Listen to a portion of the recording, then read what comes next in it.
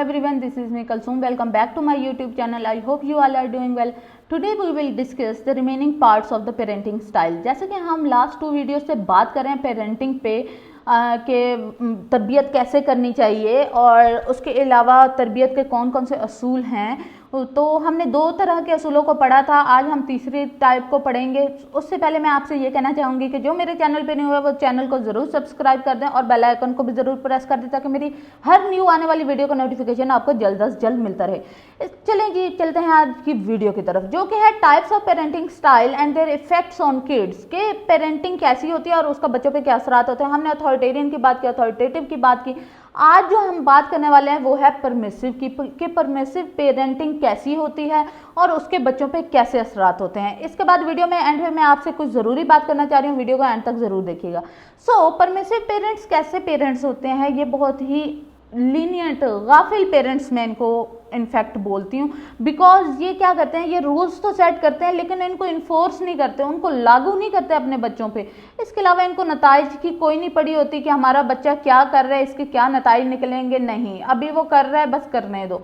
इसके अलावा ये क्या करते हैं, ये कहते हैं कि अगर मैं बच्चों के साथ इंटरफेयर करूंगा या बच्चों में बहुत ज़्यादा इन्वॉल्व होऊंगा तो बच्चों की जो लर्निंग है ना वो वीक हो जाएगी या कम हो जाएगी। दिस इज़ रॉन्ग, मतलब बिल्कुल आप गाफिल होकर नहीं बैठ सकते, ठीक है। बच्चों के साथ इन्वॉल्वमेंट ज़रूरी है। उसके अलावा परमिसिव पेरेंट्स जो होते हैं ना वो बहुत ज़्यादा लीनियंट होते हैं, ठीक है, इजी गोइंग होते हैं। ये बहुत ही मुश्किल से कभी बच्चों के मामलात में घुसते हैं जब कोई बहुत सीरियस प्रॉब्लम हो जाए। इसके अलावा ये बहुत जल्दी माफ़ कर देने वाले होते हैं। अगर कोई बच्चा रूल ब्रेक करता है ना तो इट्स ओके। ये इनका स्टांस क्या है, ये किस पे बिलीव करते हैं, किड्स विल बी किड्स, बच्चे तो बच्चे होते हैं, इट्स ओके, उनका रूल्स ब्रेक करना बनता है। उसके अलावा ये जो है ना, इनको मैंने आपसे पहले ही कहा कि ये नताइज में जाते ही नहीं है, इनको कोई फ़र्क नहीं पड़ रहा होता इनका बच्चा स्कूल में कैसी कारकर्दगी कर रहा है, इनके घर में कैसे बिहेवियर सीख रहा है, कोई मसला नहीं है क्योंकि किड्स विल बी किड्स। अब इसके इस तरह के जो बच्चे होते हैं ना वो भी बड़े तेज़ होते हैं, वो प्रिविलेज लेते हैं। उनको पता है कि हमारे पेरेंट्स तो बहुत लीनियंट हैं, तो वो क्या करते हैं कि वो उनको कहते हैं कि हमें प्लेइंग टाइम ज़्यादा दें, ठीक है, ज़्यादा ले लिया, आज का काम नहीं करते कल कर लेंगे, कल कर लेंगे, इट्स ओके।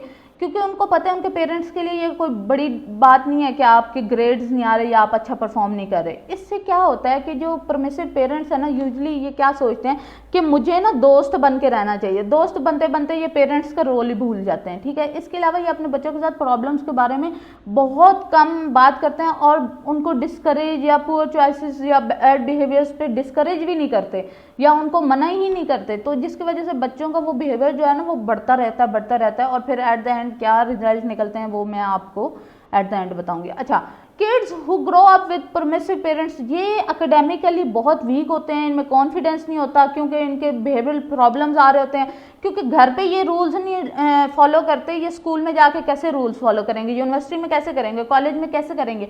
इनकी लो सेल्फ एस्टीम होती है, ये बहुत ज़्यादा सैड रहने लग जाते हैं, किसी से बातचीत नहीं कर पाते क्योंकि इनको कॉन्फिडेंस ही नहीं दिया जाता। देखें, जब आप सबके फेवरेट बनते हैं ना तब बनते हैं जब आप वहाँ के रूल्स एंड रेगुलेशन को फॉलो करते हैं, ठीक है। ये एक टिप थी। ओके। इसके बाद क्या है कि ये जो परमिसिव पेरेंट्स के बच्चे होते हैं ना ये हाई रिस्क पे होते हैं हेल्थ प्रॉब्लम्स में। इनमें ओबेसिटी बहुत ज़्यादा होती है। क्यों होती है? क्योंकि वो स्ट्रगल ही नहीं करते परमिसिव पेरेंट्स के, उनको बताएं कि क्या अनहेल्दी है क्या हेल्दी है।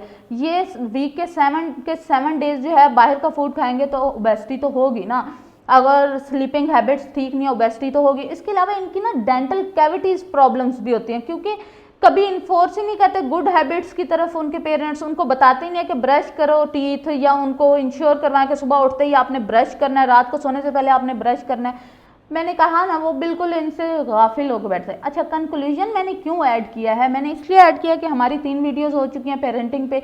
अगर आपको इसमें क्या लगता है कि कौन सी टाइप्स के पेरेंट्स जो हैं वो बेस्ट हैं और उनके बच्चों पे जो असरात देखें, मेरे लिहाज से तो अथॉरिटेटिव बेस्ट हैं, क्योंकि ना हमें बहुत ज़्यादा स्ट्रिक्टनेस की तरफ जाना चाहिए ना ही बहुत ज़्यादा लीनियंसी की तरफ जाना चाहिए, ठीक है। हमें एक अतदाल पसंद बंदा बनना चाहिए और हमारे बच्चों पे हमें नज़र भी रखनी चाहिए और बहुत ज़्यादा भी नज़र नहीं रखनी चाहिए। एक जो दरमियान की लाइन है ना उस पर अमल करना चाहिए। ये तो मेरा कंक्लूजन था। अब आपका क्या है वो आप कमेंट सेक्शन में ज़रूर बताइएगा। इसके अलावा जो एंड पे मैंने कहा था कि मैं आपसे बात करना चाह रही हूँ वो ये है कि देखें, मैं तो वीडियो बना देती हूँ, आपको समझ नहीं आता किसी पॉइंट पे या मेरी स्पीड आपको तेज़ लगती है तो आप मुझसे क्वेश्चन कर सकते हैं या मेरी जो राय होती है इख्तिलाफ राय भी रख सकते हैं, मेरी राय के खिलाफ आप बात कर सकते हैं। अगर मैं किसी पॉइंट पे एग्री कर रही हूँ तो आप डिसएग्री भी कर सकते हैं, आप बोलें, आप लिखें। कमेंट सेक्शन मैंने इसीलिए रखा है कि आप वहाँ पे आएँ, हर तरह के कमेंट्स को मैं जो है वो इंटरटेन करूँगी, आपकी क्यूरीज को देखूँगी। आप अगर मुझसे डिसएग्री कर रहे हैं तो it's not a big deal, मैं एक पूरी वीडियो बनाऊंगी उस पर जो आपका कमेंट होगा उस पर, कि अगर आप उस पर मुझे साथ डिसएग्री कर रहे हैं तो आपका मे भी ये पॉइंट हो और मेरा ये पॉइंट हो, मैं अपने आप को जस्टिफाई करूंगी, आप अपने आप को जस्टिफाई करें। Thank you so much for listening. Today video is highly कह सकते हैं कि इम्पोर्टेंट भी है और थोड़ी सी मुझे लगा कि आज का कंटेंट जो है वो बहुत मज़े का है। So I hope you like it. Thank you so much for watching. अल्लाह हाफिज़, मिलते हैं अब नेक्स्ट वीडियो में। Bye bye.